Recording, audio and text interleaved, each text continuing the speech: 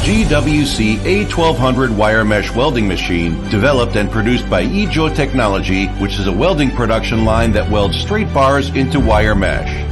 The machine is mainly composed of 5 parts, such as longitudinal bar rack, welding host, horizontal bar falling mechanism, mesh pulling mechanism, and electric control system. The welding speed is 70 to 90 rows per minute. The longitudinal bar spacing is greater than or equal to 75 millimeters, stepless adjustable. The horizontal bar spacing is greater than or equal to 20 millimeters, sleeveless adjustable. The width of welding mesh is 460 to 1,200 millimeters, suitable for 3 to 7 millimeter round steel welding. The feeding method is straight bar feeding.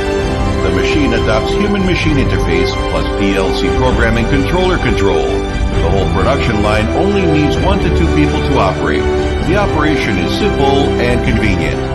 It produces 3 to 7 millimeter wire mesh, widely used in roads, railways, bridges, tunnels, steel structure, prefabricated housing, and other fields.